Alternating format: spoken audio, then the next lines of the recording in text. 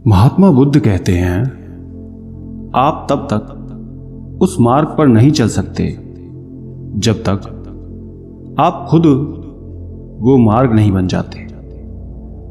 लोग सवाल पूछते हैं, मेरा मन नहीं लग रहा, मैं क्या करूं? मैं मन को शांत करना चाहता हूं, एकांत करना चाहता हूं, मन को साधना चाहता हूं, हर तरह के फालतू के विचारों से मुक्ति पाना चाहता हूं, पर मेरा मन कहीं लगता ही नहीं, वो हमेशा भटकता रहता है। आइए एक कहानी के जरिए से हम आपको थोड़ा इसे समझाने की कोशिश करते हैं। एक गुरु अपने शिष्यों को ध्यान साधना सिखा रहे थे।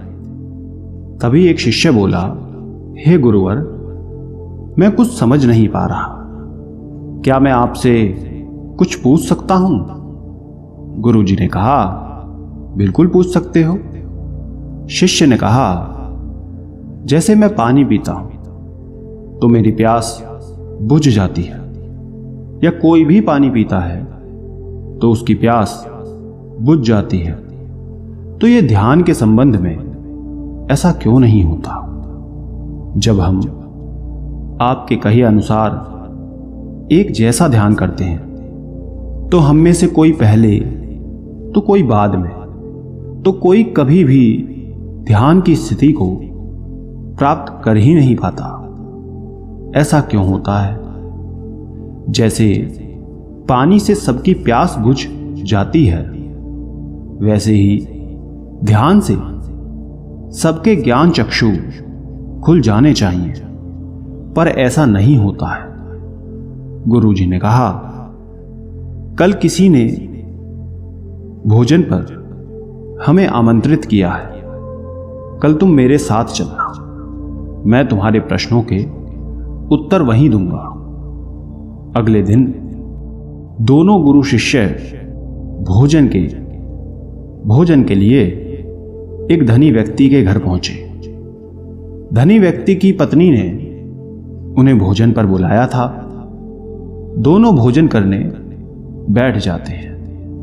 उन्हीं के साथ उस स्त्री का पति भी भोजन करने बैठा हुआ था। उसने अपने सभी नौकरों पर चिल्लाकर कहा कि ये क्या बेकार सा भोजन बना रखा है, इसमें कोई स्वाद नहीं है। वो भोजन की थाली फेंक कर नौकरों से कहता है कि जाओ, दोबारा ढंग का भोजन बनाकर लाओ।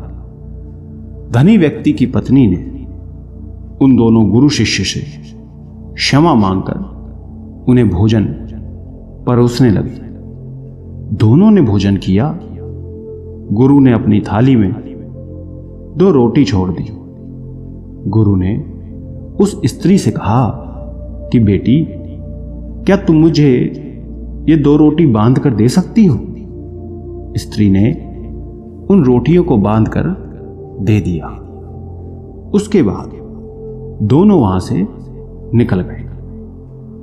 रास्ते में गुरुजी ने शिष्य से पूछा कि तुम्हें भोजन कैसा लगा? शिष्य ने कहा, भोजन तो अति स्वादिष्ट था, मुझे पसंद आया, मुझे भोजन करके बहुत अच्छा लगा।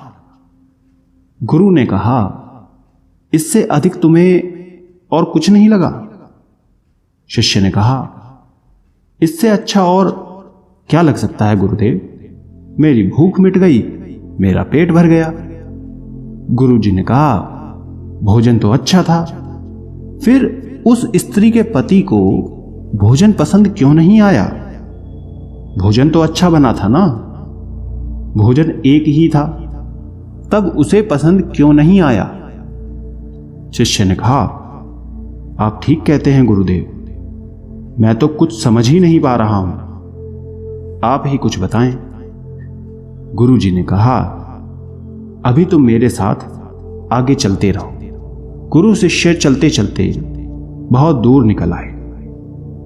शिष्य ने गुरुजी से कहा, गुरुदेव, हम हमारे आश्रम के मार्ग पर तो नहीं हैं, फिर हम कहां जा रहे हैं? गुरु ने कहा, बस चलते रहो, बहुत दूर चलने के बाद एक फटेहाल व्यक्ति गुरुजी के सामने आ गया और उनके चरणों में गिर गया और बोला, हे परमात्मा, मेरी मदद करो। मैं 3 दिन से भूखा हूं, मैंने कुछ भी नहीं खाया है।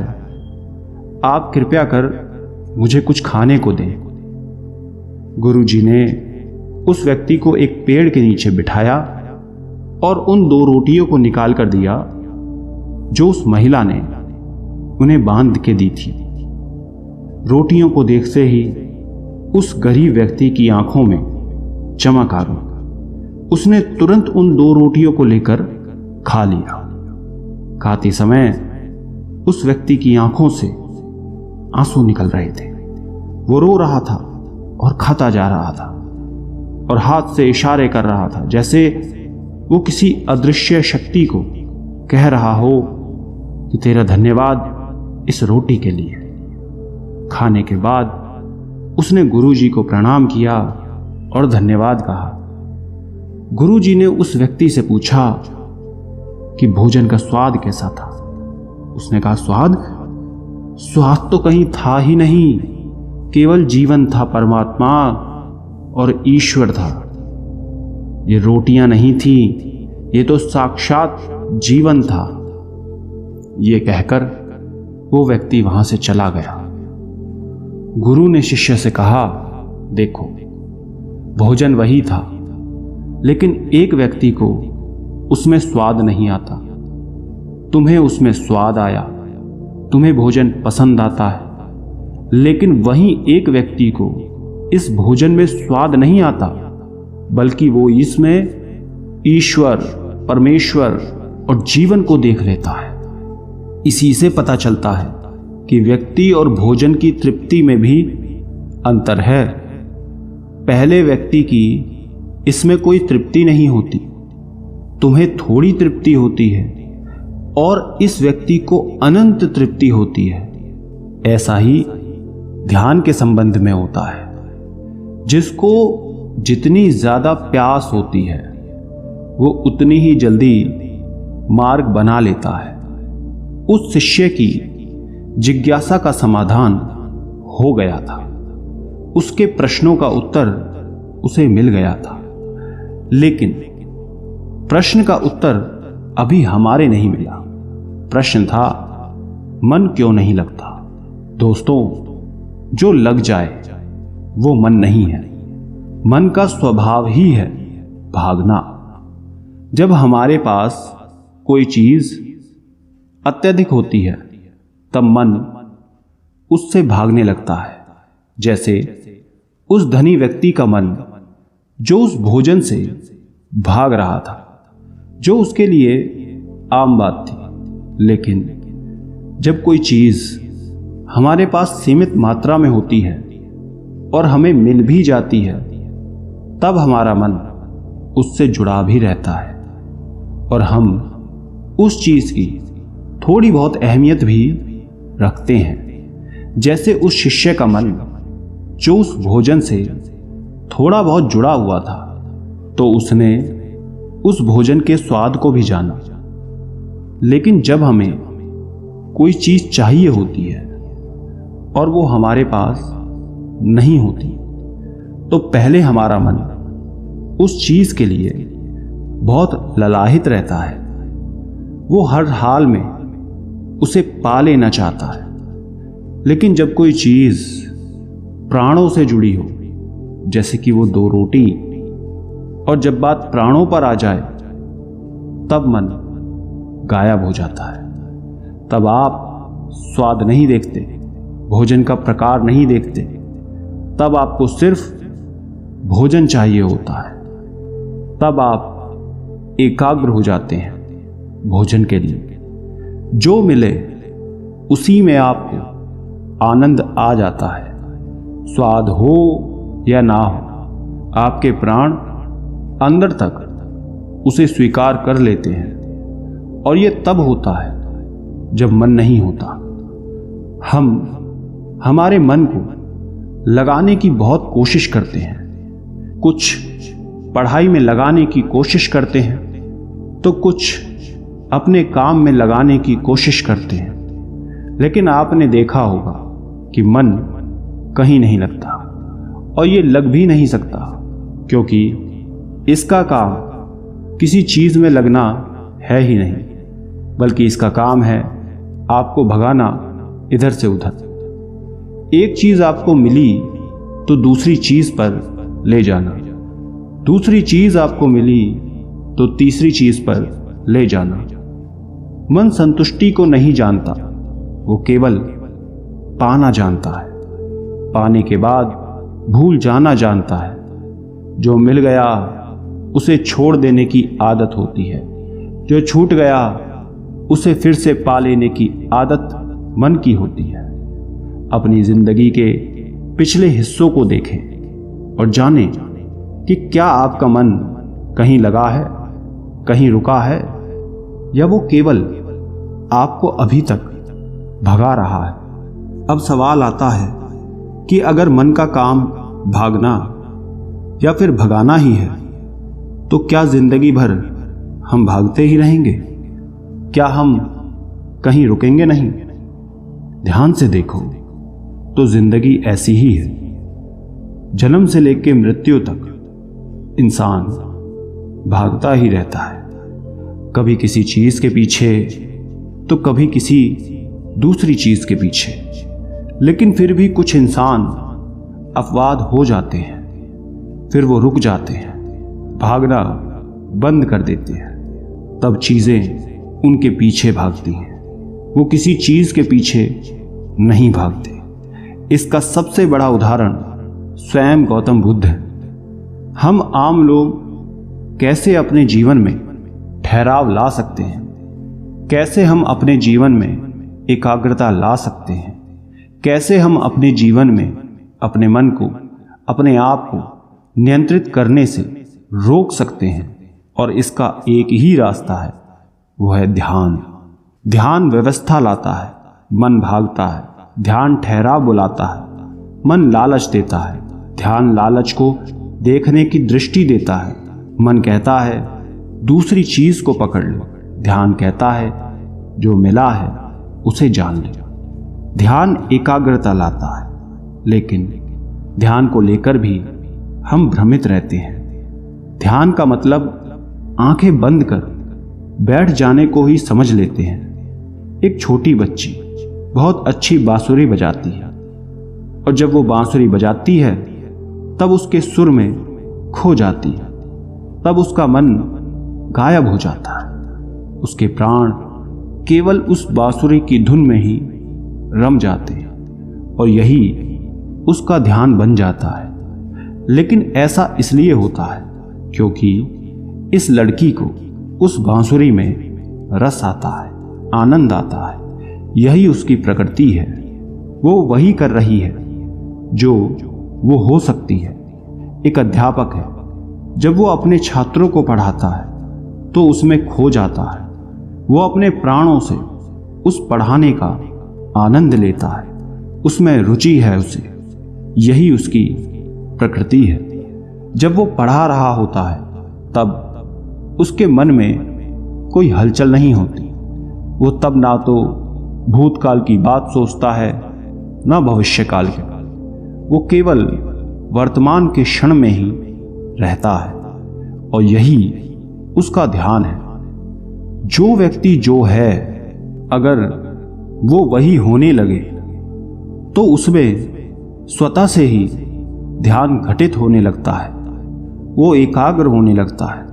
लेकिन जब व्यक्ति कुछ होने की कोशिश करता है तो उसका मन हावी होने लगता है, एकाग्रता टूट जाती है, और तब हम भागते रहते हैं। सब कुछ पा लेते हैं, तब भी सोचते हैं कि कुछ रह गया है, और ये अधूरापन कभी पूरा नहीं होता।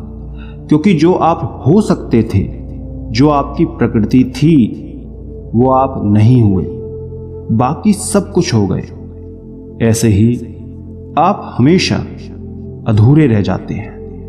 तब मन कहीं नहीं लगता। मन की प्रकृति ही लगने की नहीं है।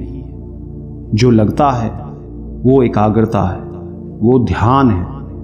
और जहां आपको एकाग्रता मिल जाए, समझ लेना वही आपके लिए बना है, जिस पर चलकर आप संपूर्ण हो सकते हैं। दोस्तों, आपने क्या सीखा कमेंट करके जरूर बताना। धन्यवाद। एक बार एक व्यक्ति बहुत ही परेशान होकर बौद्ध भिक्षु के पास पहुंचता है और कहता है, हम अपने जीवन में लक्ष्य तो निर्धारित करते हैं परंतु उसे पा नहीं पाते। किसी भी चीज की शुरुआत में तो हमारे भीतर बहुत उत्साह होता है, लेकिन धीरे धीरे वो उत्साह खत्म हो जाता है। नकारात्मकता हमें चारों ओर से घेरने लगती है। ऐसा क्यों होता है मुनिवर? कृपया मुझे बताएं। फिर बौद्ध भिक्षु उसे गौतम बुद्ध के जीवन की एक घटना बताते हैं। यदि आपके भीतर भी ये प्रश्न है तो गौतम बुद्ध के जीवन की ये घटना सुनकर आपको इस प्रश्न का उत्तर मिल जाएगा। गौतम बुद्ध के जीवन की ये घटना आपको आपके लक्ष्य के करीब ले जाएगी। ये घटना आपको गहरी समझ देगी, परंतु इस समझ को समझने के लिए आपको धैर्य की आवश्यकता है। जैसा कि हम जानते हैं, गौतम बुद्ध बनने से पहले सिद्धार्थ के नाम से जाने जाते थे। उनके जीवन में कोई दुख नहीं था, परंतु मानसिक पीड़ा बहुत थी। वो एक राजा के पुत्र थे, जिसके कारण उनके जीवन में कोई भी शारीरिक दुख नहीं था। उनके पास हर तरह की सुख सुविधा उपलब्ध थी। कोई भी सुख सुविधा आपके शारीरिक दुख को तो रोक सकती है, पर मानसिक दुख को नहीं रोक सकती। जब सिद्धार्थ का मानसिक दुख बहुत अधिक बढ़ गया, तब उन्होंने तय किया कि वो अपना घर परिवार सब मोहमाया त्याग देंगे। अब आप सोच रहे होंगे कि उनके मन में ऐसा क्यों आया कि घर परिवार त्याग देने से उनका मानसिक दुख कम हो जाएगा। तो उसका उत्तर यह है कि सिद्धार्थ ने अपने जीवन में ऐसे बहुत सारे सन्यासियों को देखा था जिनसे मिलकर वो बहुत प्रभावित हुए थे।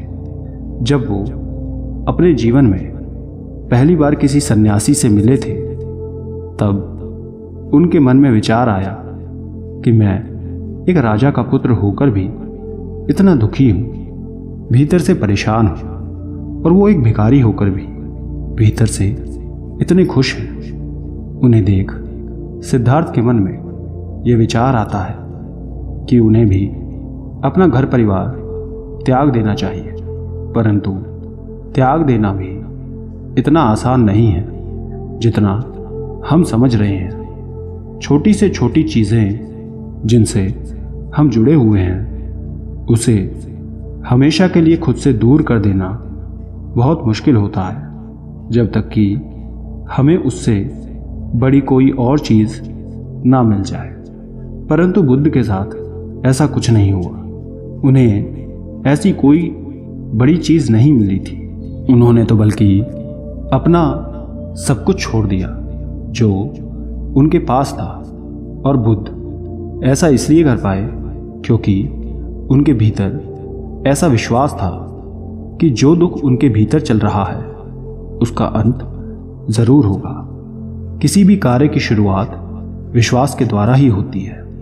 जब आप भी कोई लक्ष्य निर्धारित करते हैं तो उनके भीतर भी ये विश्वास होता है कि आप उस लक्ष्य को पा लेंगे। अब ये विश्वास थोड़ा सा ज़्यादा हो सकता है, परंतु होता ज़रूर है। अब जब सिद्धार्थ अपना घर त्याग रहे होते हैं तो उनके सामने सबसे पहले एक समस्या आती है कि उन्हें अपने महल के बाहर नंगे पांव निकलना होता है, परंतु उन्हें आदत नहीं होती। वो आज तक कभी भी नंगे पांव बाहर नहीं निकले होते, लेकिन कोई उनके पैरों की आहट सुनकर उठ न जाए इसलिए वो नंगे पांव घर से बाहर निकलते हैं। अब ऐसा नहीं था कि ज़मीन पर नंगे पांव चलने के कारण वो काफ़ी उत्साह से भरे हुए थे। अब यहाँ पर समझने वाली बात यह है कि उनकी मंजिल तो बहुत दूर थी, लेकिन उनकी यात्रा के शुरुआत में ही उनके भीतर कोई उत्साह नहीं था। अब इस घटना से हमें बहुत बड़ा सूत्र मिल रहा है कि किसी भी बड़े से बड़े लक्ष्य को पाने के लिए हमें सिर्फ उत्साह की आवश्यकता नहीं है, क्योंकि यदि उत्साह की ये आवश्यकता होती तो सिद्धार्थ बुद्ध नहीं बन पाते। कहानी में आगे बढ़ते हैं। जब सिद्धार्थ अपने सारथी के साथ आगे बढ़ जाते हैं तब वो उससे कहते हैं कि अब तुम वापस लौट जाओ, तुम्हारा मेरा साथ बस यहीं तक का था, यहाँ से अब मैं अपना सफर अकेले तय करूँगा। सिद्धार्थ अपने सभी आभूषणों और बालों को काटकर अपने सारथी को दे देते हैं। सिद्धार्थ के सारथी उनसे विनती करते हैं कि कृपया कर आप वापस चले, आपके बिना वहाँ सब कुछ सूना हो जाएगा। यहाँ पर भी मोह भारी हो सकता था, लेकिन यहाँ सिद्धार्थ मोह के वश में नहीं आते और वो वापस जाने से मना कर देते हैं। हमारा मोह हमेशा कोशिश करता है हमें वैसे रखने की जैसे हम रहते आ रहे हैं, लेकिन सिद्धार्थ किसी भी मोह में ना आकर आगे बढ़ जाते हैं। सिद्धार्थ को ये तक मालूम नहीं होता कि उन्हें जाना कहाँ है, बस वो निकल जाते हैं। अब यहाँ पर भी एक बहुत बड़ी बात समझ आती है, वो ये है कि कभी कभी हमें ये मालूम नहीं होता कि हमें जीवन में क्या करना है, हमें जाना कहाँ है, जिसके कारण हम शुरुआत ही नहीं कर पाते। परंतु सिद्धार्थ ने ऐसा नहीं किया था। उन्होंने किसी भी सही समय का इंतज़ार नहीं किया। उन्हें जब समझ में आ गया कि सही समय यही है तो वो बस निकल गए। बहुत देर तक वन में भटकने के बाद सिद्धार्थ को एक सन्यासी नजर आता है। वो उन्हें देखकर काफ़ी प्रसन्न हो जाते हैं और उस सन्यासी की तरफ बढ़ने लगते हैं। वो सन्यासी अपने हाथों में धनुष बाण लेकर होते हैं। वो उससे पक्षियों पर निशाना मार रहे होते हैं। सन्यासी के हाथ में धनुष बाण देखकर सिद्धार्थ सोचते हैं कि भला एक सन्यासी को इसकी क्या आवश्यकता है। वो उस सन्यासी के पास जाकर उन्हीं से पूछते हैं कि आप एक सन्यासी होकर इस धनुष बाण के साथ क्या कर रहे हैं। तब वो व्यक्ति कहता है, मैं कोई सन्यासी नहीं हूँ, मैं तो एक शिकारी हूँ। वो तो दरअसल ये सभी पक्षी सन्यासी की वेशभूषा देखकर डरते नहीं हैं, जिसके कारण उनका शिकार करना आसान हो जाता है। इसलिए मैंने ये सन्यासी का रूप धारण किया है। ये सब सुन सिद्धार्थ उस व्यक्ति की बात से बहुत जोर का धक्का लगता है। वो उस व्यक्ति से पूछते हैं, तुम ये सब क्यों करते हो, इसके पीछे का कारण क्या है। सिद्धार्थ की बात सुन वो शिकारी कहता है कि यही मेरा व्यवसाय है, मैं इन पक्षियों को बेचकर धन कमाता हूँ। ये सुन सिद्धार्थ कहते हैं, यदि तुम्हें धन की ही आवश्यकता है तो तुम मेरे इन वस्त्रों को ले लो और मुझे अपने ये वस्त्र दे दो। आभूषण तो मैं अपने सभी छोड़ कर आया हूँ, लेकिन ये वस्त्र भी बहुत कीमती हैं। इसमें हीरे, मोती, सोना, चांदी, इन सब तारों का काम हुआ है। तुम ये वस्त्र ले लो। इस तरह से बहुत सी नकारात्मक घटना सिद्धार्थ के जीवन में घटित होती है, लेकिन वो कहीं भी नहीं रुकते और धीरे धीरे अपने मार्ग की तरफ बढ़ते चले जाते हैं। कई वर्षों तक सिद्धार्थ सत्य की खोज में भटकते रहते हैं। इन वर्षों में सर्दी, गर्मी, बरसात बहुत बार आती है, चली जाती है, लेकिन कोई भी मौसम, कोई भी परिस्थिति सिद्धार्थ को उनके लक्ष्य तक पहुंचने से रोक नहीं पाती। काफ़ी लोगों को सिद्धार्थ के जीवन की घटनाओं को सुनकर यह भी लगता होगा कि सिद्धार्थ बहुत अलग व्यक्ति थे, उनके भीतर कुछ अलग था। तो हम आपको बताते हैं कि इस प्रश्न का उत्तर सिद्धार्थ ने बुद्ध बनने के बाद बहुत बार दिया है। कि मनुष्य में कोई भेद नहीं होता, सभी एक समान होते हैं। बुद्ध कहते हैं कि हर मनुष्य के भीतर बुद्ध बनने की उतनी ही क्षमता है जितनी मेरे भीतर थी। बुद्ध ने यह बात बहुत बार कही, लेकिन लोग इस बात पर जल्दी विश्वास नहीं कर पाते। अब एक प्रश्न यह भी है कि ऐसी कौन सी चीज़ है जिसका कोई भी खराब परिस्थिति या नकारात्मकता कुछ नहीं बिगाड़ पाती? तो इसका जवाब है आपका स्पष्ट और साफ देखना। यदि आप सब कुछ साफ साफ देख सकते हैं तो आप जो भी बनना चाहते हैं वो आप आसानी से बन जाएंगे। तो याद रखें, किसी भी बड़े से बड़े लक्ष्य को पाने के लिए हमें 3 चीज़ों की ज़रूरत है। पहला है कारण, दूसरा है बड़ा विश्वास, तीसरा है स्पष्ट देखना। दोस्तों, आपने क्या सीखा कमेंट करके ज़रूर बताना।